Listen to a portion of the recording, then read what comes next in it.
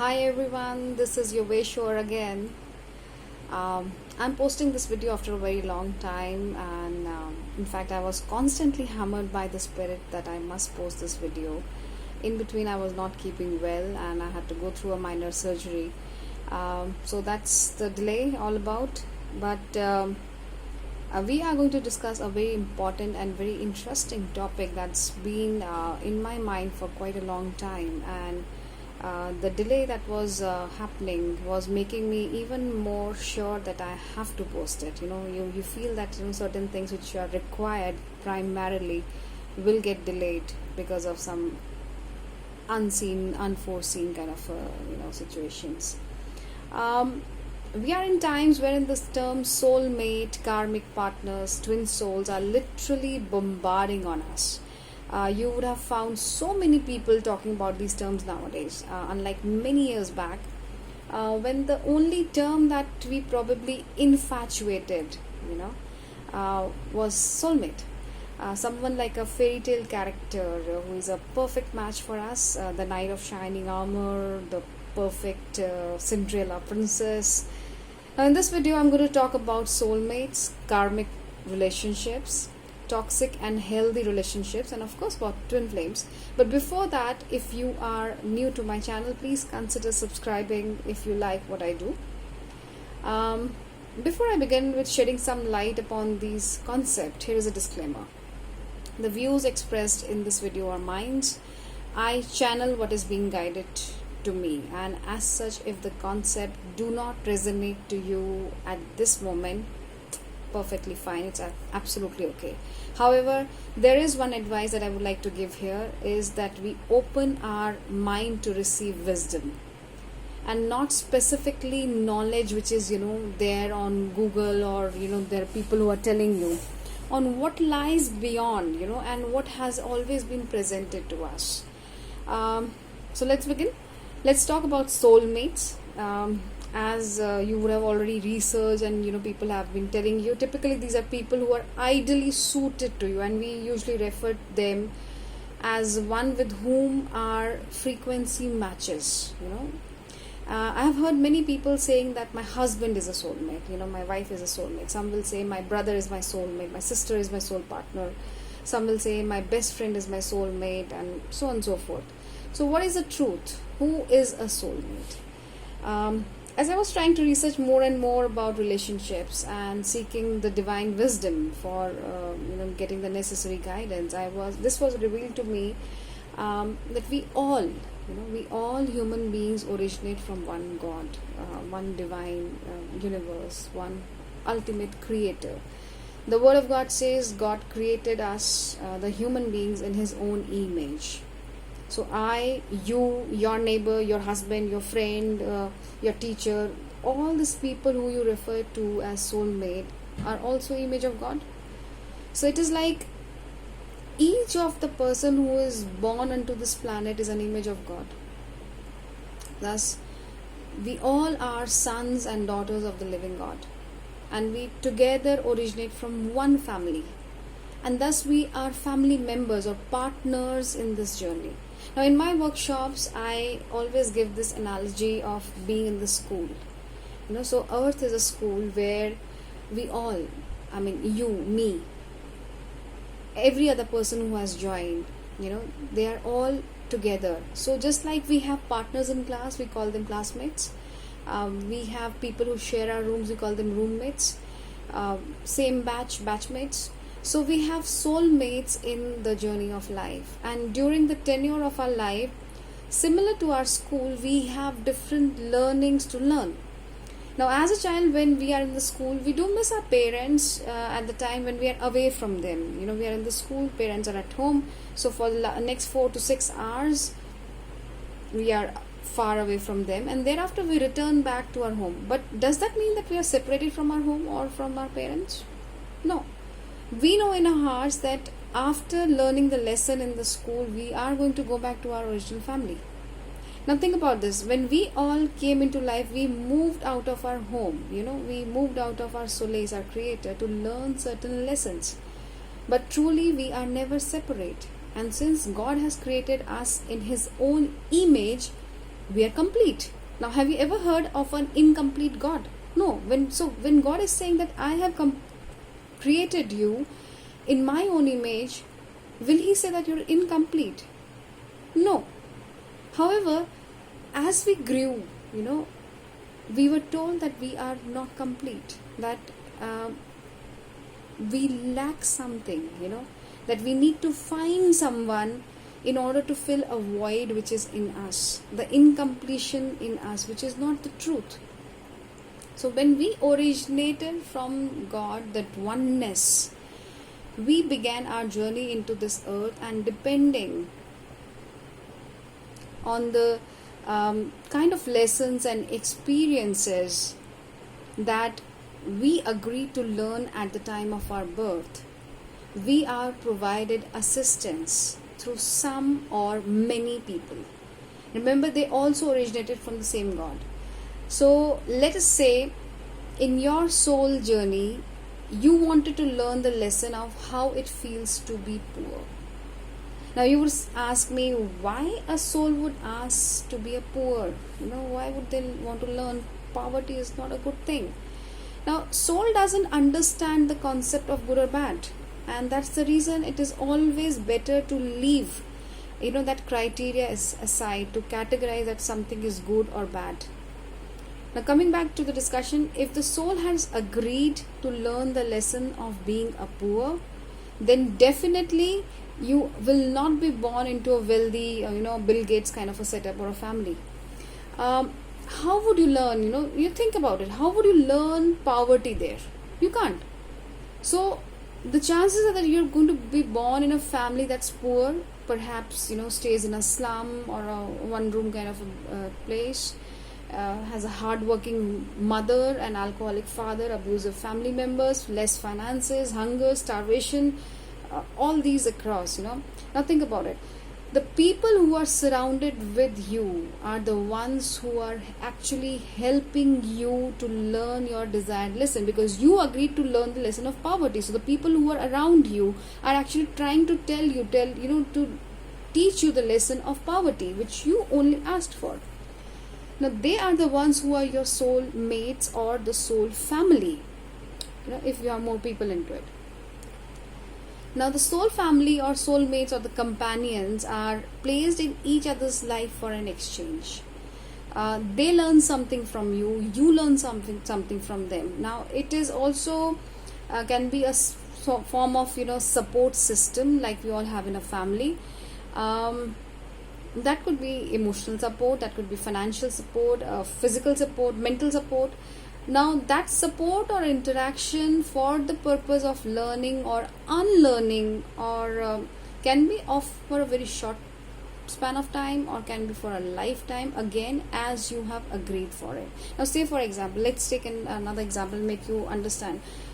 You go to a grocery shop to buy grocery. Now the grocery shop owner provides you the grocery that you need, and in exchange of it you provide him the money that he needs. You see, the support system is working here. Thus he's also soulmate of yours, who is provider in physical needs. You need food, you give him the money, he needs the money, you need the food, you are supporting each other. Now similarly, your family members, they are your soulmates who help you to learn emotional support. They love you, they care for you, they acknowledge you, they show affection, they stay beside you. Now that's not all. Many a times the soul also needs or agrees to learn lessons like how does it feel to be cheated, how does it feel to be hurt, how does it feel to be having a loss, having a dependency, having a heartache, having a mistrust. Also good things like self-love, how to learn how to realize my own potential, how to be fearless. In that case, also you will find people walking in and out of your life who will help you to learn these experiences. Now all these so-called negative emotions, which you call the negative emotions, are actually agreed in order to learn what a godlike experience is. So let me simplify. Let's say you had agreed to learn hurt. how does it feel to be hurt? The actual agreement was not just to learn hurt, but getting aligned with God-like characteristic, which is to learn unconditional love. Right? So you agreed to learn a financial loss in order to learn about abundance.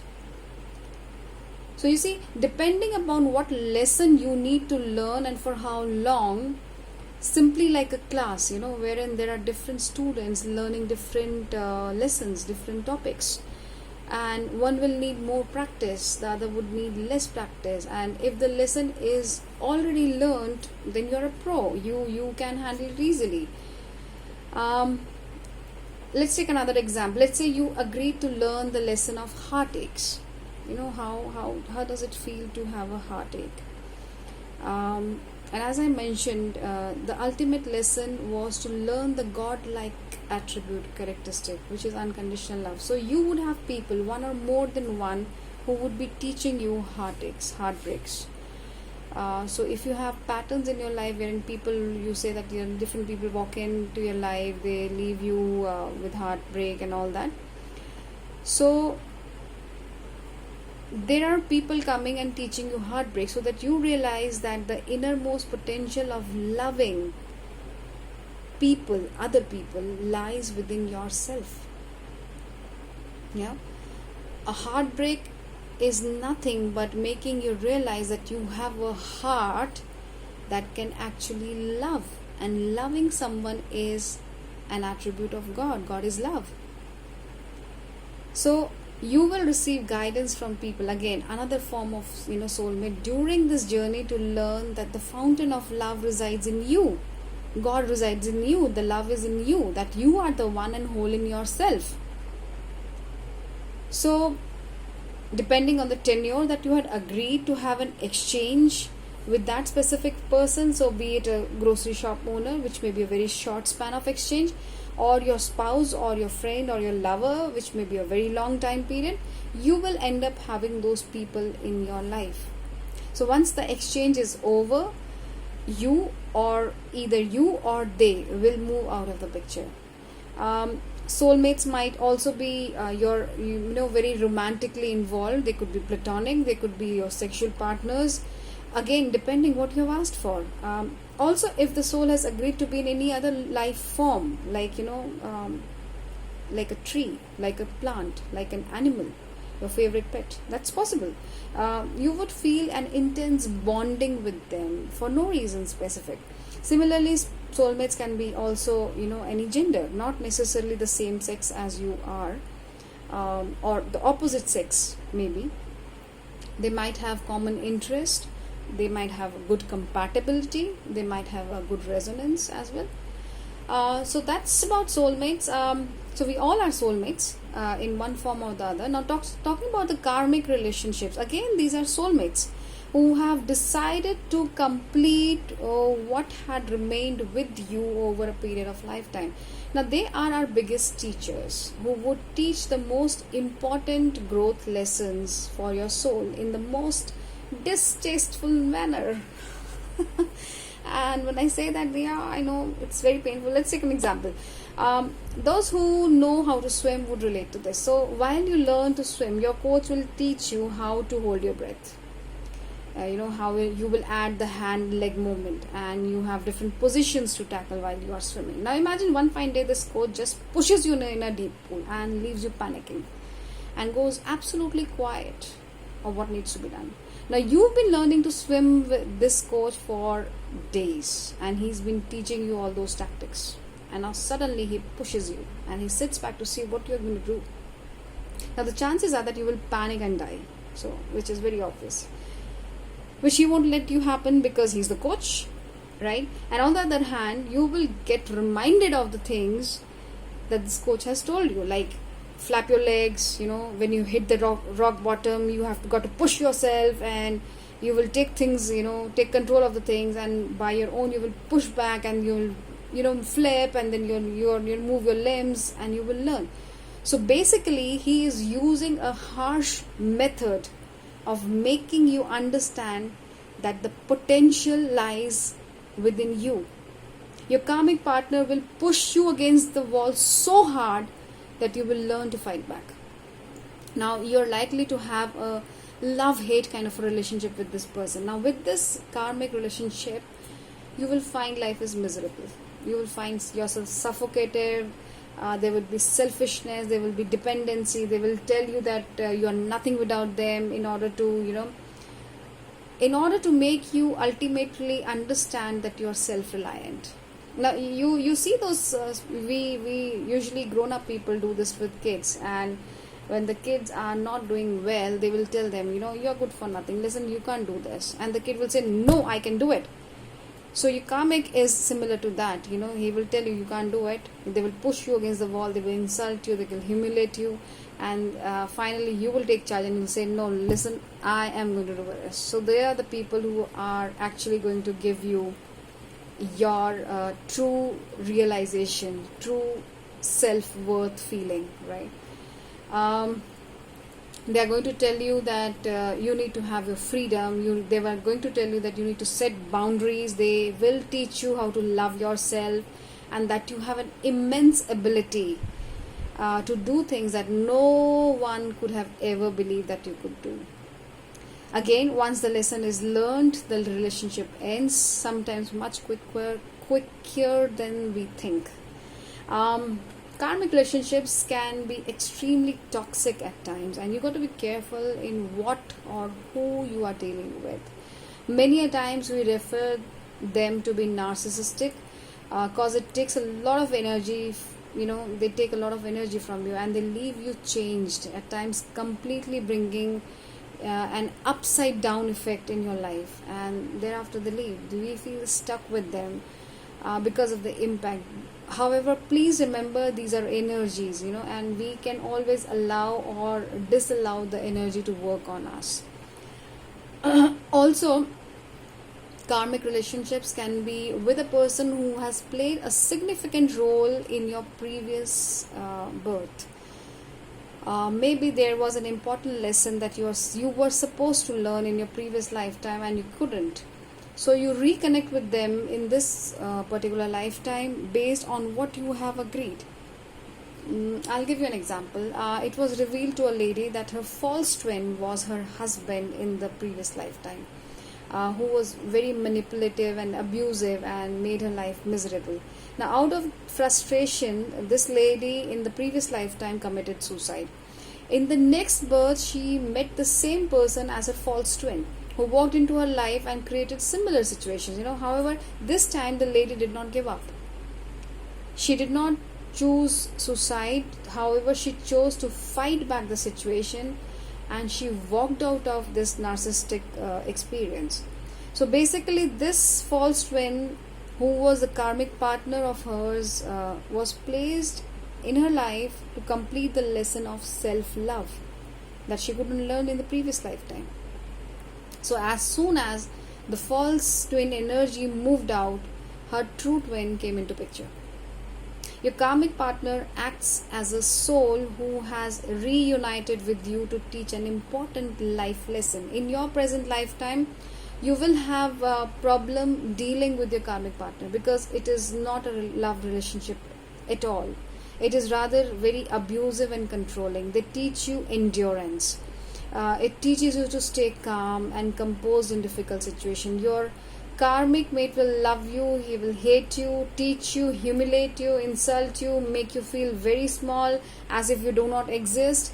And in this process, you will learn to adapt, you will learn to adjust, you will learn to live, you will learn to accept yourself, and you will emerge out as a stronger person.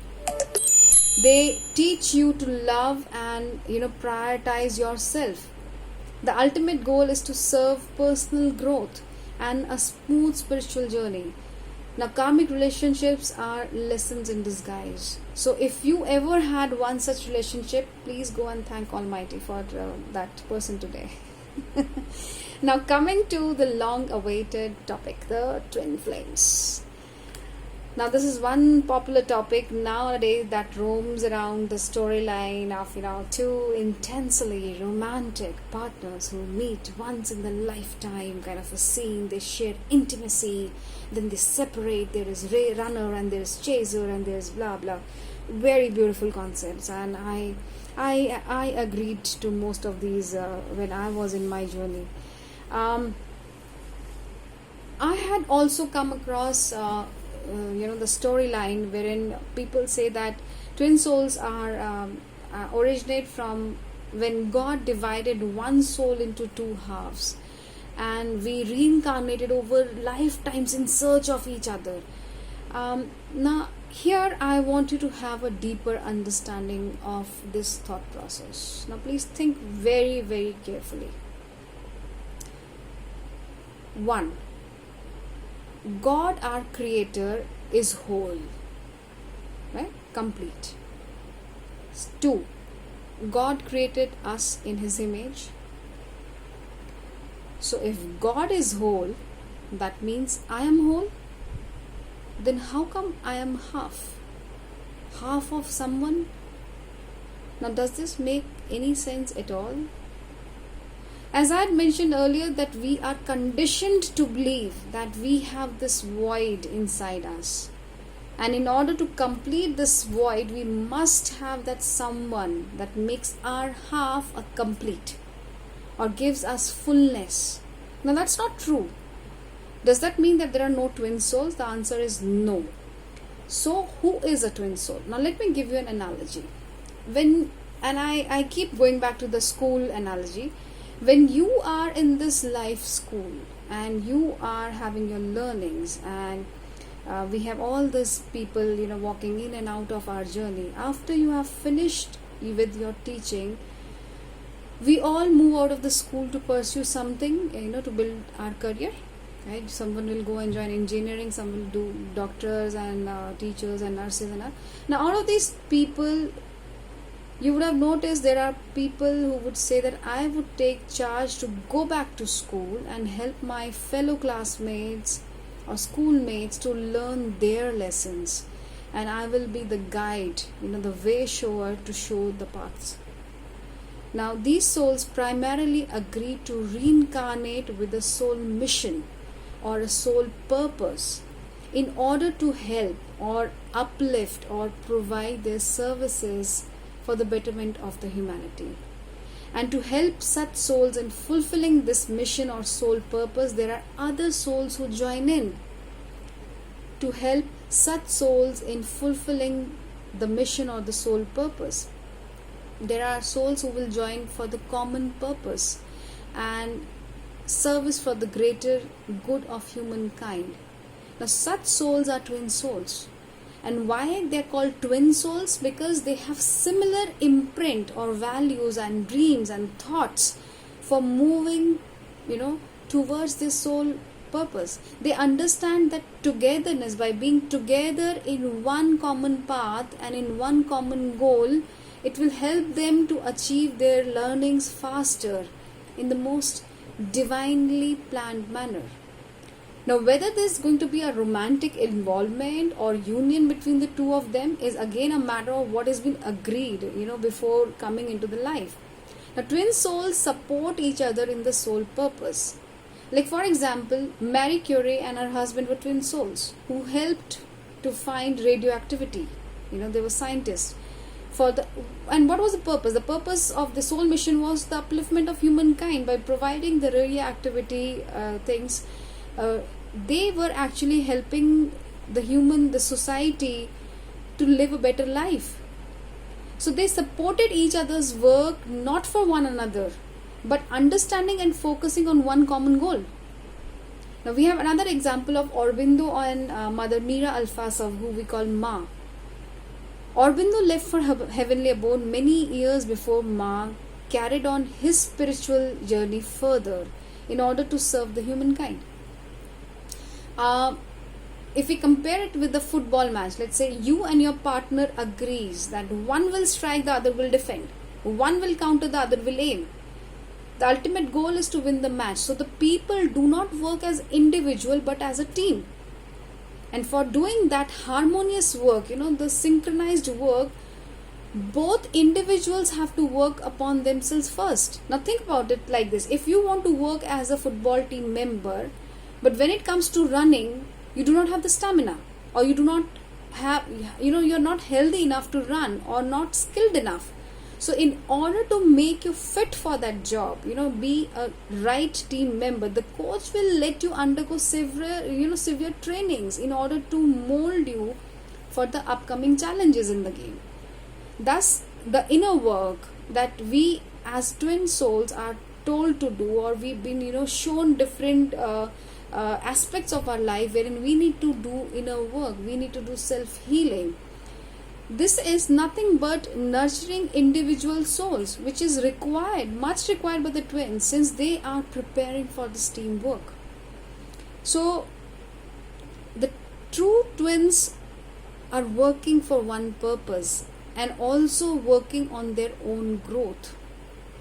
And this growth is primarily required not for them as an individual, not as to shine in their individual potential, but also to shine in front of the humankind, the human society, for the betterment and the upliftment of the greater good, the greater purpose for which these souls have been told to go, or they have agreed to come across on this planet Earth. Now trust this clarifies the curiosity about these terms of soulmates, the karmics and twins. To summarize all, we are all image of God, we are all soulmates, and we all are complete. Thank you for watching. Please consider to like and subscribe if you like what I do. Thank you so much. This is your Twin Sure.